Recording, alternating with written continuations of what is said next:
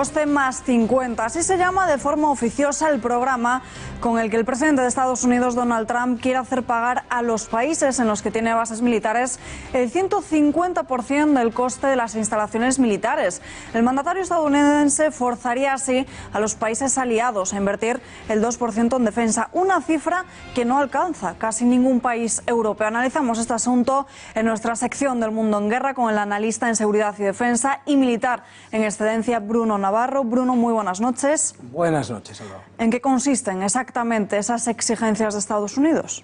Son unas exigencias, antes de nada, que no son nuevas. No son nuevas porque ya las traía en campaña y las ha repetido a lo largo de estos 2 años y pico de mandato. Lo único que es que ahora suena más fuerte, tan fuerte como que se espera que en breve salga alguna norma o se intenten implementar en fuerza, ¿no? La idea, también hay que decir que no es mala, consiste, en teoría, en que los países ricos aumenten su gasto en defensa, en la defensa colectiva, ya no solamente en la suya, sino en lo que repercute en la defensa colectiva, para que no la tengan que hacer unos pocos, ¿no? Y asegurar el reparto de cargas, un reparto de cargas que sea justo, ¿no? No se refiere solamente a países de la OTAN, como por ejemplo Alemania o España y demás, sino también de fuera, ¿no? Se está hablando también, y se ha mencionado expresamente, a Japón, ¿no?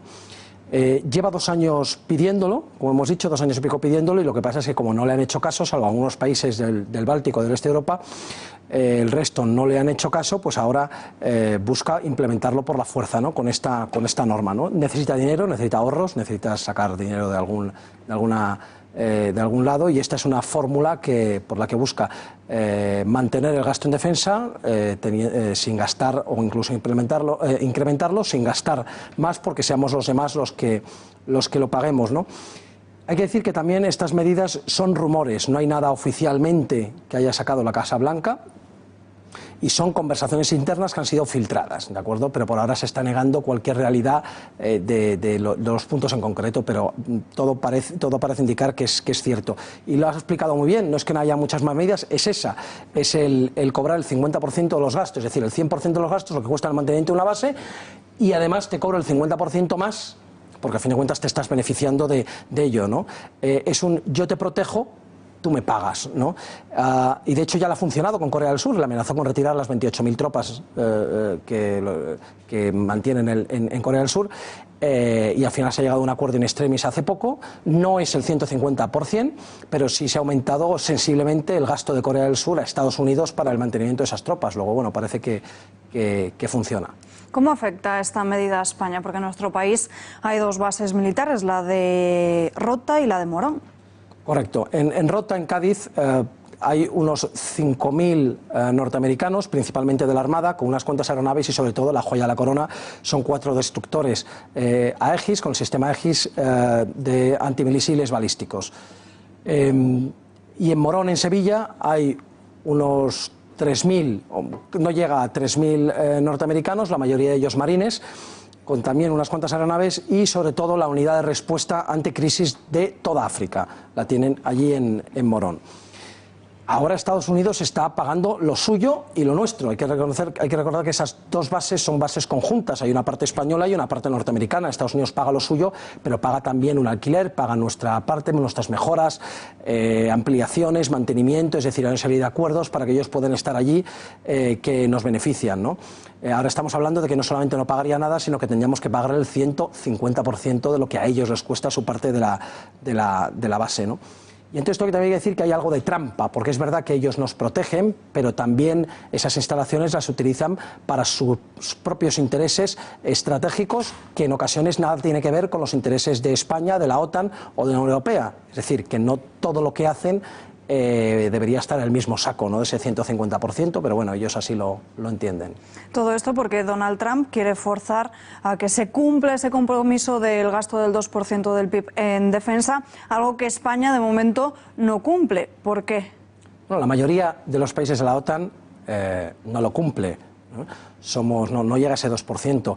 Somos el tercero por la cola y hablamos de 28 países, se dice pronto, ¿no? Solo superados por Bélgica y Luxemburgo, que son 2 pequeños países rodeados de amigos por todas partes, con lo cual es que encima es peor todavía, ¿no? Si vemos quiénes nos superan por la cola, que es bastante lógico que lo hagan, ¿no? Especialmente Luxemburgo. ¿Y por qué? ¿No? Me preguntan las razones. Yo diría que por una serie de... por una mayoría de políticos nefastos y apátridas, para los que esto no tiene ninguna importancia, una falta de concienciación de defensa nacional en una sociedad en la que cada vez hay menos valores, y estos dos puntos juntos lo que provocan es una falta de interés muy alta, tanto en la sociedad como en los políticos que deberían intentar convencer a esa sociedad, con lo cual al final las partidas militares son aquellas que se reducen siempre que se puede para poder sacar a otras partidas que tienen más rentabilidad política o electoral.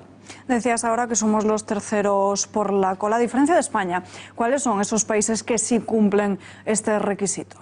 Bueno, solo hay 4 países que cumplen 5 países que cumplen el requisito. Está Estados Unidos con un 3,5%, y luego están Letonia, Gran Bretaña, Estonia y Grecia, que superan levemente, igualan o superan levemente el 2%, ¿no?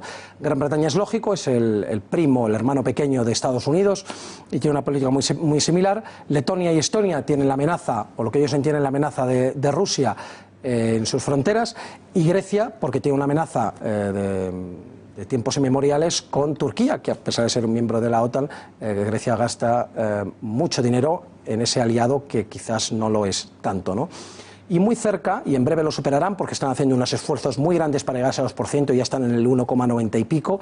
Estamos hablando también de 3 países bálticos y del este de Europa, como son Polonia, Lituania y Rumanía, que a fin de cuentas tienen también ese enemigo ruso. Luego aquí también hay algo de trampa. A fin de cuentas, quienes están superando ese marco, el 2%, son los que tienen la amenaza rusa, y Estados Unidos y Gran Bretaña, que tiene una política, bueno, de policía mundial y de dirigir un poco los destinos del mundo como superpotencia de Estados Unidos.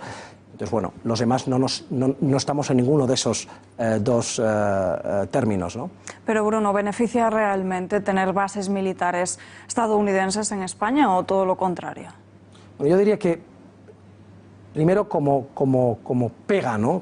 En qué no nos beneficia. Hay quien dice, yo querría desmentirlo, que somos más vulnerables, ¿no?, por tener bases norteamericanas. Yo creo que eso no, y se ha demostrado con el paso de los años y con los diferentes atentados terroristas y las amenazas terroristas. El hecho de tener bases americanas en nuestro territorio no nos hace más vulnerables al terrorismo o a las guerras a día de hoy, ¿no? Beneficios tiene muchísimos. Las bases tienen una parte española que ahora mismo está financiada, nos beneficiamos de las mejoras, hay entrenamientos conjuntos, es decir, no solamente las bases, sino el tener esas fuerzas militares hacen que aprendamos y seamos cada vez mejores, porque tenemos mucho contacto y mucha instrucción y mucho adiestramiento conjunto. Las sociedades locales se desarrollan, hablamos en Morón y Rota, que no son unas ciudades muy grandes, estamos hablando de 8.000 norteamericanos más sus familias en conjunto entre las dos poblaciones, lo cual desarrolla muchísimo el comercio y da puestos de trabajo directos e indirectos. Y también es verdad que ayuda a nuestra protección, tanto a la protección colectiva como a la protección propia española, el hecho de tener esas fuerzas allí, ¿no?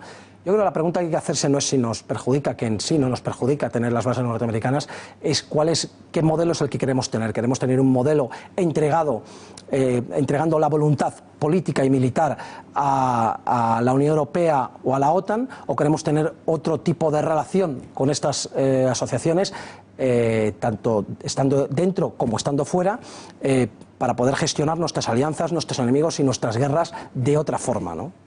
Bruno Navarro, muchísimas gracias por estar aquí con nosotros. Muy buenas noches. Buenas noches.